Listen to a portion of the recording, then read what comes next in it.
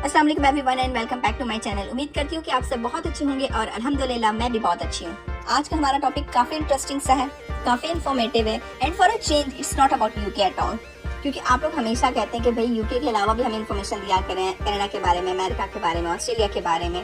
तो मैंने कहा चले यार अगर देनी है इन्फॉर्मेशन तो इस बारे में दीजिए जिस बारे में आजकल काफी चर्चा है, हर एक की जबान पे यही बात चल रही है। इवन मुझसे लास्ट 2 वीडियोस पे मुझसे किसी ने पूछा था कि प्लीज इस बारे में कुछ बताइए हमें, क्योंकि हम बहुत सुन रहे हैं इस बारे में। इसके अलावा मुझे 3 लोगों ने इंस्टाग्राम पर भी मैसेज किया, तो मुझे लगा कि यार I should talk about it. At least जो मुझे पता है वो मुझे आपके साथ शेयर जरूर करना चाहिए। और आज की जो न्यूज है वो रिलेटेड टू आयरलैंड है। फर्स्ट ऑफ ऑल मैं आपको बताना चाहती हूँ जिनको नहीं पता कि आयरलैंड सिर्फ एक आइलैंड नहीं है। यहाँ पे 2 तरह के आइलैंड है। देखिए, एक तो आइलैंड टोटली सेपरेट है which is called Republic of Ireland and the other one is northern Ireland.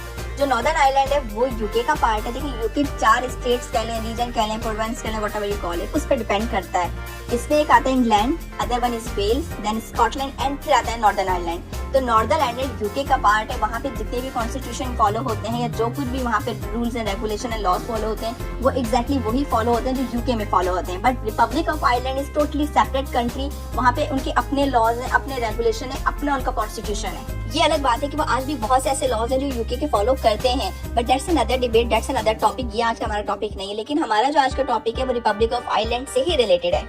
सो जनाब, आज का जो टॉपिक है वो काफी ज्यादा खबरों में है, काफी ज्यादा चर्चा में है, हर बंदा इस बारे में बात कर रहा है। और बात यह है कि जो खबरों में आया है, सुनने में आया है कि आयरलैंड आपको फ्री की नेशनलिटी दे रहा है। उसके अलावा वो आपको 2 से 3 करोड़ कैश अमाउंट ऑफर कर रहा है। ऑन टॉप ऑफ डेट वो आपको घर भी फ्री का दे रहा है। और बहुत से लोगों ने तो यहाँ तक कहा है कि वो आपको लड़की भी प्रोवाइड कर रहा है शादी के लिए। आपने बस करना ये है कि टिकट करानी है, कुल्ला पहनना है, शेरवानी पहने, सीधा रिपब्लिक ऑफ आयरलैंड पहुंच जाना है और आपको वहाँ पे सेटल डाउन कर देंगे वो खुद।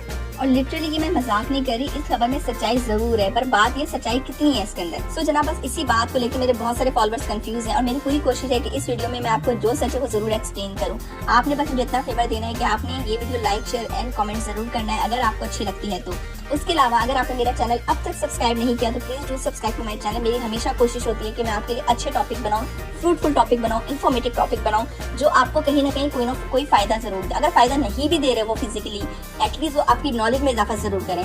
सो जनाब, अब ये देखते हैं कि इस खबर में कितनी सच्चाई है, कितना सच है, कितना झूठ है। सो जनाब, जून के महीने में रिपब्लिक ऑफ आयरलैंड ने एक अनाउंसमेंट की थी कि जो कोई भी आयरलैंड के आइसलैंड में किसी जाके बसता है तो उसको वो देंगे 80,000 यूरो या 19,000 USD। अगर आप कन्वर्ट करते हैं ब्रिटिश पाउंड में, it will be around 69,000 pound. ये वो आपको देगा अगर आप उससे किसी भी एक आइसलैंड में जाके बसते हैं। सो जनाब, अब मैं आपको बताती हूँ कि कितनी सच्चाई है इस खबर के अंदर। देखिए, आयरलैंड ने एक 10 ईयर पॉलिसी अनाउंस की है जिसका उन्होंने नाम दिया है आवर लिविंग आइसलैंड। आयरलैंड के अंदर टोटल 30 ऐसे जजीरे हैं जहाँ पे आबादी नहीं है। ठीक है, जजीरे क्या होते हैं या आइसलैंड्स क्या होते हैं? आइसलैंड वो होते हैं जो एक छोटा सा खुशकी का एरिया होता है, उसके चारों तरफ पानी ही पानी होता है। और ऐसा नहीं कि आयरलैंड दुनिया का पहला ऐसा मुल्क है जिसने कोई अनोखा काम किया। इससे पहले भी यूरोप में ये चीजें की जा चुकी हैं। यूरोप में ऐसे कंट्रीज हैं जिन्होंने ऐसी पॉलिसीज, ऐसी एड फाइनेंशियल लोगों को प्रोवाइड की है। जैसे सपोज अगर बात करते हैं स्पेन की, स्विट्जरलैंड की या इटली की, इन्होंने भी पहले अपने रूरल एरियाज को प्रमोट करने के लिए, वहाँ पे पॉपुलेशन इंक्रीज करने के लिए लोगों को कैश इंसेंटिव दिए थे। लाइक अगर मैं स्पेन की पर्टिकुलर बात करती हूँ तो स्पेन ने कहा था कि भाई हमारे नॉर्थ वेस्ट में अगर जाके आप रहते हैं वहाँ पे हम आपको 2600 पाउंड कैश इंसेंटिव देंगे ताकि आप वहाँ जाएं और अपनी जिंदगी बसर करें। इसी तरह इटली ने भी कैश इंसेंटिव लोगों को दिए थे कि अगर आप इटली के विलेजेस में जाके, रूरल एरिया में जाके बसते हैं तो अप टू 30,000 यूरो हम आपको पे करेंगे। सो ऐसा नहीं है कि आयरलैंड दुनिया का पहला ऐसा मुल्क है जो ऑफर कर रहा है स्कीम या आखिरी ऐसा मुल्क है जो ऑफर कर रहा है। आगे भी बहुत से ममालिक ऐसी स्कीम जरूर ऑफर करेंगे अपने रूरल एरियाज को प्रमोट करने के लिए। बट द थिंग इज, जो आयरलैंड ने ऑफर करी है स्कीम, इसका एक क्राइटेरिया है। अच्छा, क्राइटेरिया पे भी बात करने से पहले मैं आपको ये जरूर बताना चाहूंगी ये आइसलैंड क्या है एक्चुअली। ये आइसलैंड वो आइसलैंड है जो आयरलैंड के मेन शहरों से बिल्कुल कट ऑफ है। मतलब यहाँ पे आने जाने के लिए कोई ब्रिज नहीं है, कोई ऐसे जमीनी रास्ते नहीं है, कोई रोड का सिस्टम नहीं है कि आप इन आइसलैंड पे जा सके। सो जो मेन जरिया होगा ना ट्रांसपोर्टेशन का, वो बोट का होगा। अगर आप किसी सिटी को विजिट करना चाहते हैं तो आपको बोट लेना पड़ेगी, फिर आप जाएंगे। अगर आप सवाल करें ना कि यार इस वक्त आइसलैंड कैसे है ये, तो आप ये समझ रहे हैं कि आप पाकिस्तान के किसी दूर परे के गांव में जाएं, खूबसूरत से नॉर्दर्न एरियाज की तरफ जाएं, कोई छोटा सा गांव जो बहुत खूबसूरत सा होगा, लेकिन ना वहाँ बिजली है, ना पानी है, ना गैस है, ना वो कोई ब्रॉडबैंड सिस्टम है। मतलब दुनिया से बिल्कुल कट के रह जाते हैं। और वक्त के साथ साथ जो लोग पहले उस आइसलैंड पे रहते भी थे एक जमाने में, वो भी आहिस्ता आहिस्ता माइग्रेट करके शहरों की तरफ चले गए।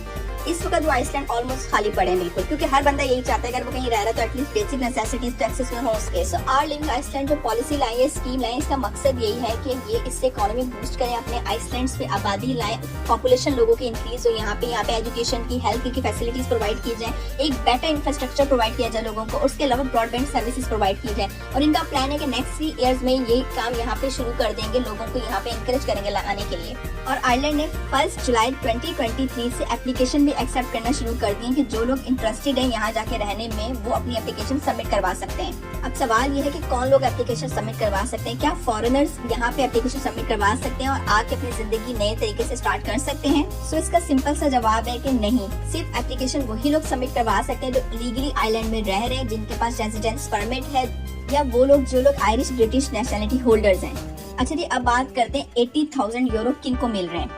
देखिए जी, 80,000 यूरो का ये चक्कर है कि अगर आपने इन आइसलैंड्स में जाके रहना है तो आपको वहाँ पे एक प्रॉपर्टी परचेज करना पड़ेगी। प्रॉपर्टी भी आपने अपने पैसों से परचेज करनी है, आपको गवर्नमेंट नहीं सपोर्ट कर रही है इसके अंदर, बट गवर्नमेंट आपको सपोर्ट करिए प्रॉपर्टी को रिफर्बिश करने के लिए, उसको रेनोवेट करने के लिए, जिसके लिए वो आपको देंगे 80,000 यूरो।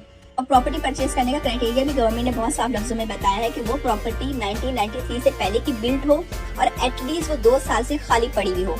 और जो गवर्नमेंट आपको कैश अमाउंट दे रही है वो आपने प्रॉपर्टी पे ही लगाना है, उस कैश अमाउंट को आप किसी और काम के लिए यूज नहीं कर सकते।